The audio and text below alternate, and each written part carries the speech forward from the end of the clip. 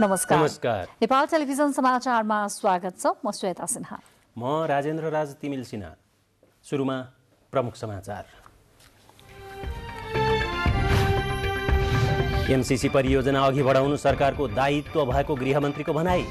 UML यथास्थितिमा MCC पारित गर्ने पक्षमा नरहेको प्रमुख सचेतक भट्टराईको प्रष्टीकरण।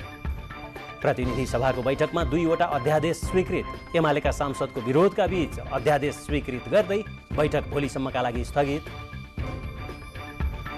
विराटनगरको नोबेल मेडिकल कलेजले लाखौं रकम अनुचित असुलेको भन्दै विद्यार्थी र अभिभावकद्वारा विरोध। कलेजलाई स्पष्टीकरण सोधिने प्रशासनको आश्वासन। पीडित युवतीको पहिचान गोप्य राख्न दिएको अदालती आदेश उल्लङ्घन गरेको अभियोगमा दाङका पत्रकार सुर्खेत अदालतद्वारा दण्डित पत्रकार सशर्त रिहा। कोरोना महामारी नियन्त्रण गर्न लगाइएको प्रावधानको विरोधमा रोमानियाको राजधानी बुखारेस्टमा विरोध प्रदर्शन। निरोगिताको प्रमाणपत्र देखाउनु पर्ने नियमको विरोध। र साफ फुटबलको उपविजेता टोलीका सदस्यलाई 5 लाख रुपैयाँ नगद सहित सरकारको सम्मान। खेलकुद क्षेत्रको विकासमा सरकारले सक्दो सहयोग गर्ने प्रधानमन्त्रीको प्रतिबद्धता।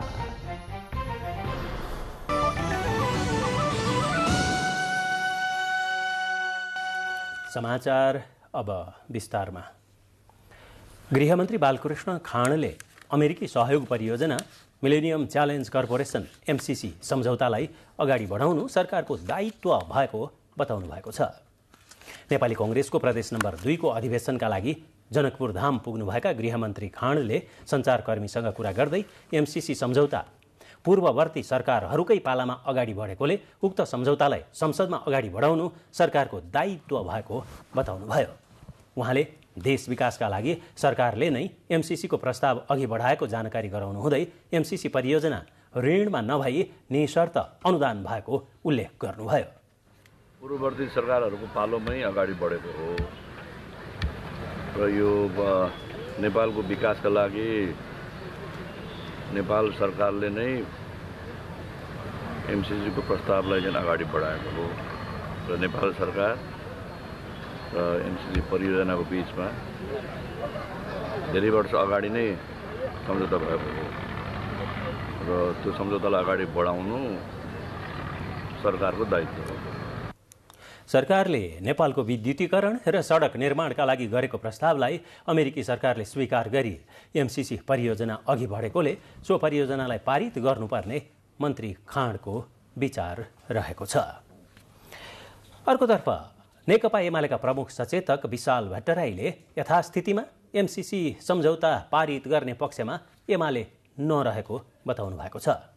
संसद भवन नयाँ बानेश्वरमा सञ्चारकर्मीसँग कुरा गर्दै भट्टराईले कुनै शर्तमा पनि यथास्थितिमा एमसीसी सम्झौता पारित गर्ने पक्षमा एमाले नरहेको बताउनु भएको हो। उहाँले एमालेलाई गठबन्धन तोड्न र सरकारमा जान कुनै रुचि नरहेको पनि प्रतिक्रिया दिनुभयो। भट्टराईले प्रतिनिधि सभा सञ्चालनका सम्बन्धमा कार्यव्यवस्था परामर्श समितिको बैठकमा आफूले राखेका मुद्दाका बारेमा जानकारी गराएको बताउनुभयो। स्पष्ट गर्न चाहन्छु म नेकपा एमालेको तर्फबाट कि यथास्थितिमा एमसीसी पास गर्ने पक्षमा नेकपा एमाले छैन। कुनै शर्तमा पनि हामी एमसीसी यथास्थितिमा पास गर्ने पक्षमा छैनौँ। एमालेले आफ्नो पार्टीले कारबाही गरेका 14 सांसदलाई सभामुखले पदमुक्त गरेको सूचना टाँस नगरेको भन्दै संसदमा अवरोध सृजना गर्दै आएको छ। प्रतिनिधि सभाको आजको बैठकले 2 अध्यादेश स्वीकृत गरेको छ। बैठकले यौनजन्य हिंसा विरुद्धको केही ऐनलाई संशोधन गर्ने अध्यादेश 2078 र फौजदारी कसुर तथा फौजदारी कार्यविधि सम्बन्धी केही ऐन संशोधन गर्ने अध्यादेश 2078 लाई बहुमतले स्वीकृत गरेको हो। दुवै अध्यादेशलाई कानून न्याय तथा संसदीय मामिला मन्त्री दिलेन्द्र प्रसाद बडुले स्वीकृत गरियोस् भनी छुट्टा छुट्टै प्रस्ताव प्रस्तुत गर्नुभएको थियो। उक्त दुवै अध्यादेश पारित गर्नु पूर्व बैठकले नेपाल मजदुर किसान पार्टीका प्रेम सुवालले दिनुभएको विरोधको सूचनालाई बहुमतले अस्वीकृत गरेको थियो।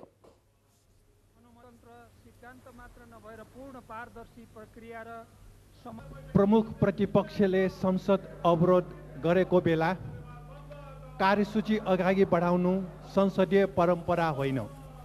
कार्यसूची अघि बढाइनु हुँदैन।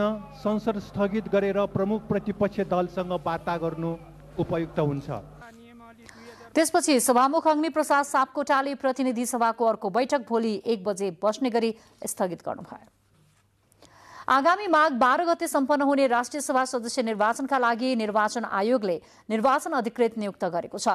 प्रदेश 1 का लागि न्यायाधीश भरत लम्साललाई निर्वाचन अधिकृतमा नियुक्त गरिएको छ। त्यस्तै प्रदेश 2 को लागि ब्रजेश प्याकुरेल, बागमती प्रदेशका लागि डेलेरत्न श्रेष्ठ, गण्डकी प्रदेशका लागि श्रीकृष्ण भट्टराई, लुम्बिनी प्रदेशका लागि रितेन्द्र थापा, कर्णाली प्रदेशका लागि राजेन्द्र कुमार आचार्य र सुदूरपश्चिम प्रदेशका लागि जयानन्द पनेरूलाई निर्वाचन अधिकृतको रूपमा नियुक्त गरिएको आयोगले जनाएको छ। यस्तै आयोगले राष्ट्रिय सभा निर्वाचन प्रयोजनका लागि यही पुस 10 गतेसम्म दल दर्ताको लागि समय तोकेको छ।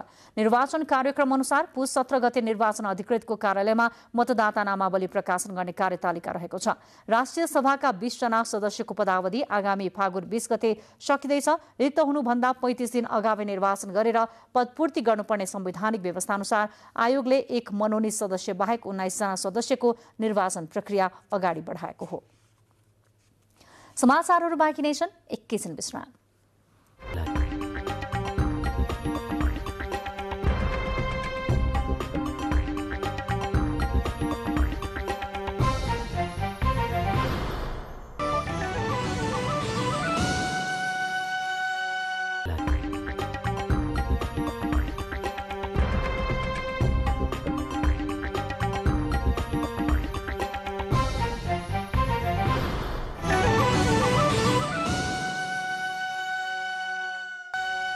विश्रामपछि समाचारमा स्वागत छ।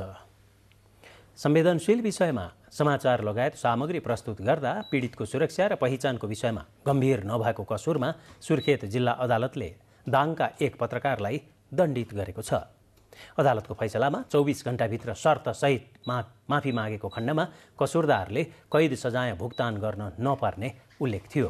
फैसला अनुसार जुन जुन सामाजिक सञ्जाल प्रयोग गरी कसुर गरेका हुन् तिनै सामाजिक सञ्जालमा क्षमा याचना प्रकाशित गर्नुपर्ने, प्रकाशित सामग्री 6 महिनासम्म सामाजिक सञ्जालमा रहनुपर्ने, 24 घण्टाभित्र माफी मागेर त्यसको स्क्रिनसट 7 दिनभित्र पेश गर्नुपर्ने फैसलाका शर्तहरू पूरा गरेपछि कैद मिनाहा गरी राप्ती पश्चिम .com का प्रकाशक तथा सञ्चालक पत्रकार यज्ञबहादुर बुढा मगरलाई हिरासतबाट मुक्त गरिएको पनि सुर्खेत अदालतले जनाएको छ।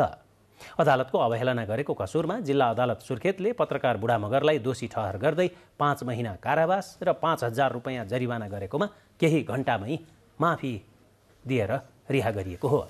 न्यायाधीश डाक्टर राजेन्द्र कुमार आचार्यको एकल इजलासले पत्रकार बुढा मगरलाई उक्त सजायको फैसला गरेको हो। पीडितको पहिचान गोप्य राख्न सञ्चार माध्यम लगायत सरोकारवाला निकायलाई जारी गरेको निर्देशनात्मक आदेशको उल्लङ्घन गरेको कसुरमा सुर्खेत अदालतले दाङबाट प्रकाशित राप्ती पश्चिम .com का प्रकाशक र सञ्चालक बुढा मगरलाई जरिवानासहित कैद फैसला सुनाएको थियो। सुर्खेतको गुर्बाकोट नगरपालिकामा राउटे समुदायका 2 युवतीमाथि बलात्कार भएको घटनालाई लिएर सामाजिक सञ्जाल र केही सञ्चार माध्यममा पीडितको पहिचान खुलाइएको पाइएकोले अदालतले 2078 जेठ 28 गते गृह मन्त्रालय, सञ्चार तथा सूचना प्रविधि मन्त्रालय र नेपाल पत्रकार महासङ्घका नाममा निर्देशनात्मक आदेश जारी गरेको थियो। नेकपा एमालेका अध्यक्ष केपी शर्मा ओलीले आफ्नो पार्टी एमालेसँग मात्रै देश बनाउने नीति रहेको दाबी गर्नुभएको छ। कपिलवस्तुको बहादुरगञ्जमा आयोजित जनसभामा अध्यक्ष ओलीले कपिलवस्तुमा धेरै उद्योगहरू रहेकोले कपिलवस्तु जिल्लालाई औद्योगिक जिल्लाका रूपमा विकास गरिनुपर्ने विचार पनि व्यक्त गर्नुभयो। उहाँले आफ्नो देशका खेत बाँझो राखेर भारतलाई पानी दिन नसकिने पनि बताउनुभयो। कपिलवस्तुमा कृषि सिँचाइका लागि अब 9 मुरे योजना छिट्टै सुरु हुने बताउँदै राजमार्गदेखि सदरमुकाम र सीमासम्मको बाटो निर्माण नेकपा एमालेको सरकारकै पालामा भएको दाबी समेत अध्यक्ष ओलीले गर्नुभएको थियो। सभामा लुम्बिनी प्रदेशका पूर्व मुख्यमन्त्री शङ्कर पोखरेलले अब कपिलवस्तुमा विकासको लहर चल्ने बताउनु भएको थियो। अर्कोतर्फ नेपाल कम्युनिस्ट पार्टी एकीकृत समाजवादीका अध्यक्ष माधव कुमार नेपालले कानुनको शासन पालना गर्ने र संविधानको सर्वोच्चताको स्वीकार गर्नेहरूले सर्वोच्च अदालतको फैसला स्वीकार गर्नुपर्ने बताउनु भएको छ। पार्टीको गण्डकी प्रदेश कमिटीले पोखरामा आयोजना गरेको प्रशिक्षण कार्यक्रममा उहाँले संसदमा नेकपा एमालेले विरोध गर्दा गर्दै पनि सभामुख अग्निप्रसाद सापकोटाले प्रतिनिधि सभाको प्रक्रिया अगाडि बढाउनु भएकोमा आफ्नो पार्टी सभामुखको पक्षमा रहेको बताउनुभयो। तत्कालीन एमाले पार्टीबाट विद्रोह गरेर कम्युनिस्ट आन्दोलन जोगाउन र बचाउन कानुनको आधारमा साहसिक कदम चालिएको अध्यक्ष नेपालको दाबी छ। राजनीतिमा कम्युनिस्ट पार्टीलाई स्थापित गर्न चाहन्छ, क्रान्तिकारी चरित्रको पार्टी बनाउन चाहन्छ, सुसंस्कार बोकेको पार्टी बनाउन चाहन्छ, आदर्शप्रति प्रतिबद्ध भएको पार्टी बनाउन चाहन्छ, निष्ठाको राजनीति गर्ने, जनताको सेवाको भावनाबाट उत्प्रेरित हुने त्यस्तो पार्टी बनाउन चाहन्छ। कार्यक्रममा श्रम, रोजगार तथा सामाजिक सुरक्षा मन्त्री किसान श्रेष्ठले गण्डकी प्रदेशमा आगामी दिनमा एकीकृत समाजवादीलाई पहिलो पार्टीका रूपमा स्थापित गरिने बताउनु भएको थियो। नेपाली कांग्रेसका नवनिर्वाचित महामन्त्री विश्वप्रकाश शर्माले पार्टीलाई एकताबद्ध बनाउनका लागि पर्ने बताउनु भएको छ। नेपाल प्रेस युनियनले आयोजना गरेको बधाई तथा शुभकामना कार्यक्रममा शर्माले महाधिवेशनका क्रममा आएका भावनालाई समेट्दै पार्टीलाई एकताबद्ध बनाउनु आफ्नो प्रमुख दायित्व भएको बताउनु भयो। महामन्त्री शर्माले कांग्रेसका कार्यकर्ता र शुभचिन्तकको परिवर्तनको भावनालाई महाधिवेशन मार्फत व्यक्त गरिसकेको उल्लेख गर्नुहुँदै कांग्रेसलाई एकताबद्ध, बलियो र पहिलो पार्टी बनाउने जिम्मेवारी पूरा गर्ने प्रतिबद्धता व्यक्त गर्नुभयो। महामन्त्री शर्माले संविधानले प्रदान गरेको प्रेस स्वतन्त्रता कुण्ठित हुने कुनै पनि विधेयक तथा कानूनको विपक्षमा नेपाली कांग्रेस सधैँ उभिने पनि प्रश्न पार्नुभयो। जारी भएर 75 सालको भदौको 1 गतेदेखि लागू भएको फौजदारी संहिता, मुलुकी संहिता चाहिँ हो, त्यसमा रहेका प्रेसको स्वतन्त्रतासँग बाधक रहेका प्रावधानहरू जे विषय हुन्, यी विषयहरू नेपाली कांग्रेस पार्टीको समर्थनभन्दा दृष्टिकोणभन्दा फरक छ। कार्यक्रममा नवनिर्वाचित केन्द्रीय सदस्य अजय बाबु शिवाकोटीले प्रेस स्वतन्त्रता र पत्रकारको हकहितका पक्षमा निरन्तर लागि पर्ने प्रतिबद्धता व्यक्त गर्नुभयो। डिजिटल नेपालको अवधारणामा अघि बढ्न मुलुकको सबै स्थानमा सूचना तथा संचार प्रविधिको समान प्रवर्धन हुनुपर्नेमा सरकारवालाहरूले जोड दिएका छन्। सूचना तथा संचार प्रविधिको प्रवर्धनमा बागमती प्रदेशको भूमिकाका बारेमा बागमती संचार रजिस्ट्रारको कार्यालयले आज काठमाडौँमा गरेको छलफलका क्रममा सूचना तथा संचार प्रविधि प्रवर्धनका लागि प्रदेश सरकारले आवश्यक कार्यक्रम तर्जुमा गर्नुपर्ने धारणा सहभागीहरूले व्यक्त गरेका छन्। कार्यक्रममा बागमती प्रदेशका उपसभामुख राधिका तामाङले प्रत्येक नागरिकको हातमा प्रविधि भए पनि त्यसको सही उपयोग हुन नसकेको बताउनु भयो। काम गरेर खुसी भएर बाँच्ने वातावरण अब हामीले सिर्जना गर्नुपर्छ, अनि मात्रै समृद्ध नेपाल हुन सक्छ जस्तो मलाई लाग्छ। त्यसकारण त्यतातिर जानको निम्ति हामी सबैको बुझाइमा एकरूपता, कार्यान्वयन प्रक्रियामा जाँदाखेरि एकरूपता चाहिन्छ, नत्र त्यो सम्भव छैन। बागमती प्रदेशमा प्रविधि प्रवर्धनका लागि सुझाव लिन प्रेस रजिस्ट्रारको कार्यालयले आयोजना गरेको कार्यक्रममा प्रदेशको आन्तरिक मामिला तथा कानून मन्त्रालयका सचिव रुद्र सिंह तामाङ, प्रदेशका प्रेस रजिस्ट्रार रेवती सापकोटा लगायतले प्रविधि मैत्री पुस्तासम्म पुग्न सूचनाको प्रसारण र व्यवस्थापनमा पनि प्रविधिकै प्रयोग बढाउनुपर्ने बताउनुभयो। बुलेटिनको बीचमा प्रमुख समाचार पुनः एकपटक।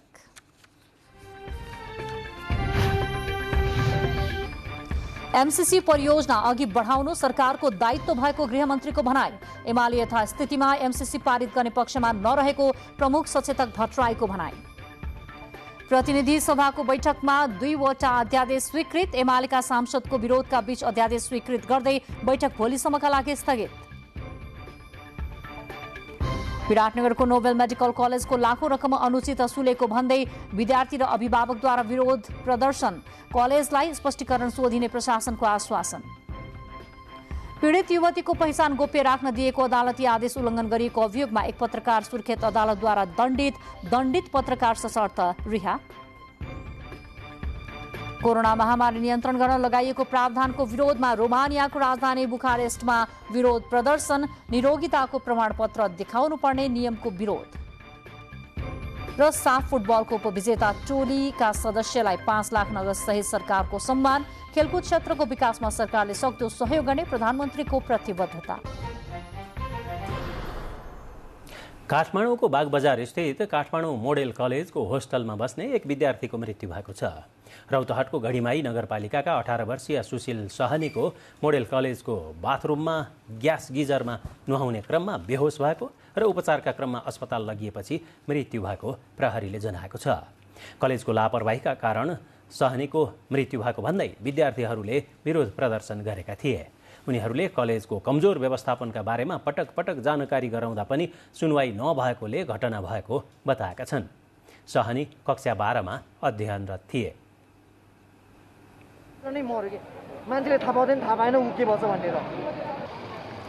घटनाबारे थप अनुसन्धान भइरहेको प्रहरीले जनाएको छ।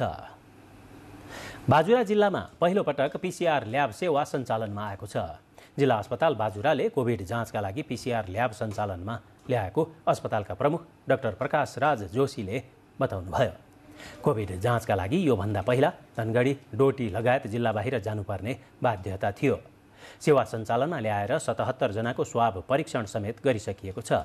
77 जनामा 6 जनामा कोरोना पोजिटिभ देखा परेको अस्पतालले जनाएको छ।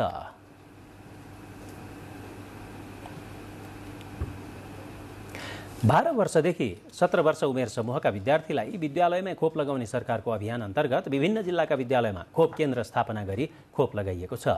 पश्चिम नवलपरासीको सुस्ता गाउँपालिकामा रहेको महेन्द्र माविबाट जिल्लामा खोप अभियान सुरु गरिएको हो। सीमावर्ती क्षेत्रका बालबालिकाले खोप लगाउन असहज महसुस नगरून् भनी ग्रामीण भेगको विद्यालयबाट खोप लगाउन सुरु गरिएको स्वास्थ्य कार्यालयका निमित्त प्रमुख ओम प्रकाश पन्थीले जानकारी दिनुभयो। गुल्मीका 93 वडामा रहेका विद्यालयहरूमा खोप लगाउन थालिएको छ। जिल्लाका 12 देखि 17 वर्ष उमेर समूहका 33,000 बालबालिकालाई कोरोना विरुद्धको मोडेर्ना खोप लगाइने कार्यक्रम रहेको जिल्ला स्वास्थ्य कार्यालय गुल्मीका प्रमुख पशुपति आचार्यले जानकारी दिनुभयो। कोरोना संक्रमणको महामारी नियन्त्रण गर्न लगाइएको प्रावधानको विरोधमा रोमानियाको राजधानी बुखारेस्टमा विरोध प्रदर्शन भएको छ। कार्यस्थलमा जाँदा कोरोना संक्रमण मुक्त रहेको प्रमाणपत्र देखाउनु पर्ने नियम सरकारले लागू गरेको विरोधमा जुलुस निस्किएको हो। संक्रमितहरूबाट अस्पतालहरू खचाखच भरिएपछि थप फैलावट रोक्नका लागि सरकारले निरोगिताको प्रमाणपत्र लिएर मात्रै कार्यस्थलमा जान पाइने नियम बनाएको छ। बितेका 2 महिनामा रोमानियाका अस्पतालहरू कोरोना संक्रमितहरूले भरिनुको साथै भरिएपछि सरकारले प्रतिबन्धात्मक उपाय अवलम्बन गरेको हो। बाँकी समाचार एकैछिनमा।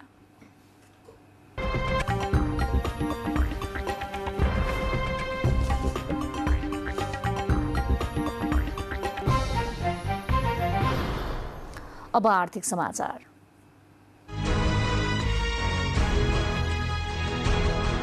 यस आर्थिक समाचारका साथ जाडो बढेसँगै विद्युतको आन्तरिक माग पनि बढेको छ। जाडो मौसममा यो वर्ष 20% आन्तरिक विद्युतको माग बढेको हो।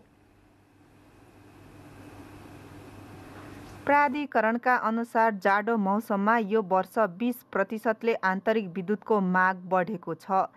विगतका वर्षको तुलनामा यो वर्ष 7% बढी हो। गत वर्ष जाडो मौसममा करिब 13% माग बढेको थियो। सरकारले विद्युत उपयोग बढाउन आम नागरिकलाई आग्रह गरेसँगै यो वर्ष विद्युतीय चुलो, एयर कन्डिसन लगायत विद्युतबाट चल्ने घरायसी सामानको प्रयोगमा वृद्धि भएका कारणले बढेको प्राधिकरणको भनाइ छ। जब ड्राई सिजन हुन्छ अथवा जाडो मौसममा चाहिँ हाम्रो सबै हिमालयन रिभरहरूको क्यारेक्टरिस्टिक कस्तो हुन्छ भने खास वर्षा यो सिजनमा चाहिँ पानी एकदमै कम हुन्छ र जेनेरेसन पनि कम हुन्छ है, तर खपत चाहिँ बढ्ने क्रम हुन्छ। त्यो हुँदाखेरि हाम्रो सिस्टमले जाडो महिनामा चाहिँ अहिले हामीले भारतबाट आयात गर्नुपर्ने हुन्छ भने गर्मी महिनामा अथवा रेनी सिजनमा चाहिँ हाम्रो सप्लाई र डिमान्डमा अझ सप्लाईले नै जितेको अवस्था थियो। प्राधिकरणका अनुसार मङ्सिर अन्तिममा विद्युतको माग उच्च भएर 1539 मेगावाट थियो। यो माग गत वर्षको सोही अवधिमा 1217 मेगावाटको तुलनामा 322 मेगावाट बढिरहेको छ। यस्तै ठुला उद्योगलाई माग अनुसारको बिजुली उपलब्ध गराइएका कारण दैनिक रूपमा खपत बढिरहेको प्राधिकरणको भनाइ छ। विद्युत बढी खपत हुने काठमाडौँ उपत्यका सहित आसपासका क्षेत्रमा विद्युतको माग बढेको हो। काठमाडौँ उपत्यकामा विद्युतको अधिकतम माग 90 मेगावाटको हाराहारीमा वृद्धि भएको छ। ऊर्जाका आधारमा विद्युत खपत गत वर्षको तुलनामा 28.35% बढेको हो। प्रधुन्न मिश्रका साथ पवन वर्षा शाह, नेपाल टेलिभिजन, काठमाडौँ। प्रसङ्ग आर्थिक समाचारकै छ। भूकम्पपछि अनुदान लिएर निजी आवास निर्माण नगर्ने दोलखाका 547 जना लाभग्राहीको किस्ता बापतको रकम फिर्ता गरिएको छ। 50,000 रुपैयाँ लिएर 6 वर्षसम्म पनि घर निर्माण नगर्ने लाभग्राहीको रकम फिर्ता लिइएको जिल्ला आयोजना कार्यान्वयन एकाइले जनाएको हो। जिल्लामा 400 जना लाभग्राहीको ब्याङ्कबाट नै पहिलो किस्ता बापतको 50,000 रुपैयाँ रकम फिर्ता गरिएको हो भने 147 जनाले गैर सरकारी संस्था मार्फत घर बनाएकोले फिर्ता गरेका छन्। 400 जनाको 2 करोड 147 जनाको 73,50,000 गरी 2,73,50,000 रुपैयाँ फिर्ता गरिएको आयोजना कार्यालयले जनाएको छ।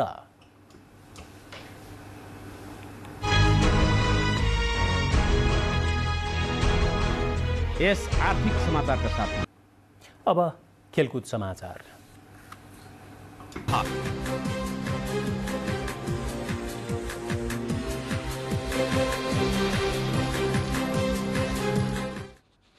नमस्कार, खेलकुद समाचारमा स्वागत छ। दक्षिण एसियाली खेलकुद साफ फुटबलको उपविजेता बनेको राष्ट्रिय फुटबल टोलीका सदस्यलाई सरकारले नगद सहित सम्मान गरेको छ। प्रधानमन्त्री निवास बालाटारमा आज प्रधानमन्त्री शेरबहादुर देउवाले साफको उपविजेता बन्न सफल राष्ट्रिय फुटबल टोलीका खेलाडीहरूलाई जनही 5 लाख नगद सहित सम्मान गर्नुभएको हो। पूर्व घोषणा अनुसार सरकारले खेलाडीलाई 5 लाख, 3 जना प्रशिक्षकलाई जनही 3 लाख सहित सम्मान गरेको हो। युवा तथा खेलकुद मन्त्रालयले आयोजना गरेको सम्मान कार्यक्रममा प्रधानमन्त्री देउवाले खेलकुद क्षेत्रको विकास र विस्तारमा सरकारले सक्दो सहयोग गर्ने बताउनु भएको छ।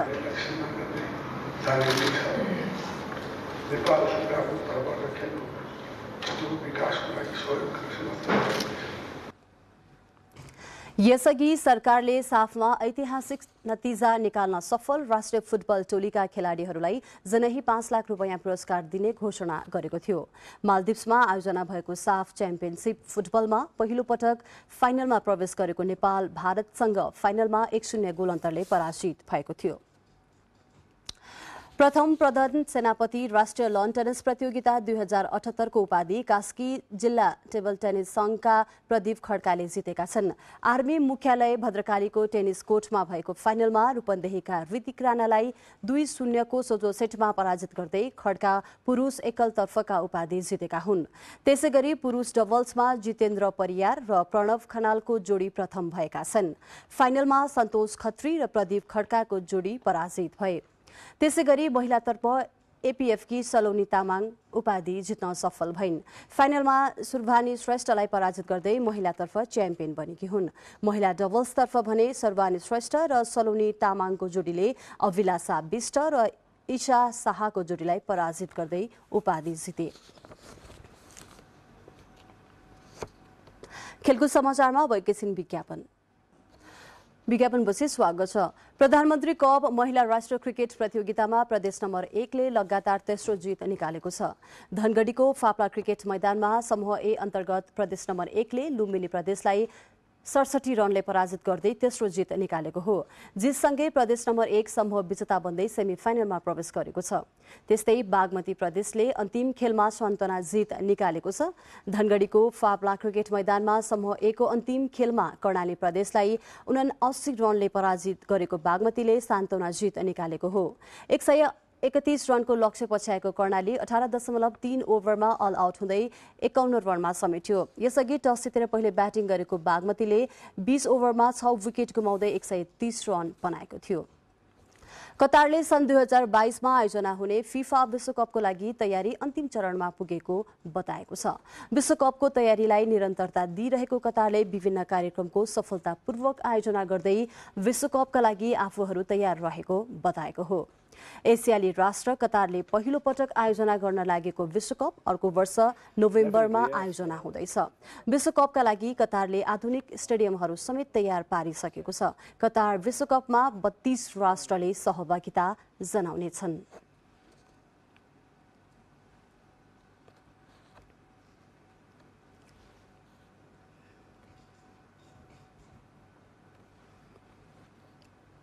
खेलकुद समाचार आजलाई यति नै।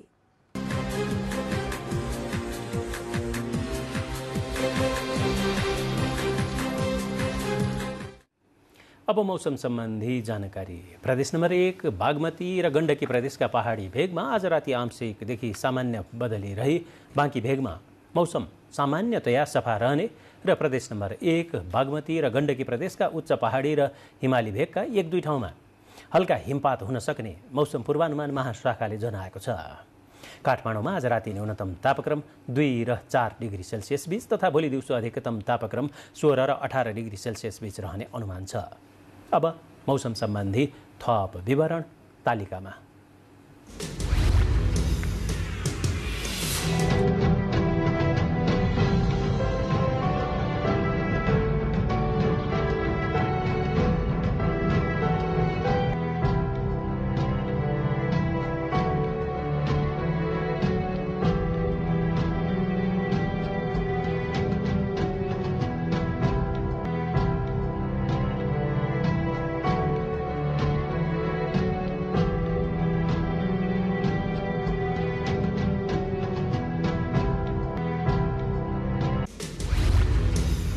अन्त्यमा प्रमुख समाचार फेरि एकपटक। एमसीसी परियोजना अघि बढाउनु सरकारको दायित्व भएको गृहमन्त्रीको भनाई। एमाले यथास्थितिमा एमसीसी पारित गर्ने पक्षमा नरहेको प्रमुख सचेतक भट्टराईको प्रतिक्रिया। प्रतिनिधि सभाको बैठकमा 2वटा अध्यादेश स्वीकृत। एमालेका सांसदको विरोधका बीच अध्यादेश स्वीकृत गर्दै बैठक भोलिसम्मका लागि स्थगित। विराटनगरको नोबेल मेडिकल कलेजले लाखौं रकम अनुचित असुलेको भन्दै विद्यार्थी र अभिभावकद्वारा विरोध। कलेजलाई स्पष्टीकरण सोधिने प्रशासनको आश्वासन। पीडित युवतीको पहिचान गोप्य राख्न दिएको अदालती आदेश उल्लङ्घन गरेको अभियोगमा एक पत्रकार सुर्खेत अदालतद्वारा दण्डित पत्रकार सशर्त रिहा। कोरोना महामारी नियन्त्रण गर्न लगाइएको प्रावधानको विरोधमा रोमानियाको राजधानी बुखारेस्टमा विरोध प्रदर्शन। निरोगिताको प्रमाणपत्र देखाउनु पर्ने नियमको विरोध। र साफ फुटबलको उपविजेता टोलीका सदस्यलाई 5 लाख रुपैयाँ नगद सहित सरकारको सम्मान। खेलकुद क्षेत्रको विकासमा सरकारले सक्दो सहयोग गर्ने प्रधानमन्त्रीको प्रतिबद्धता। समाचारको सिलसिला यति नै। बिदा दिनुहोस्। नमस्कार।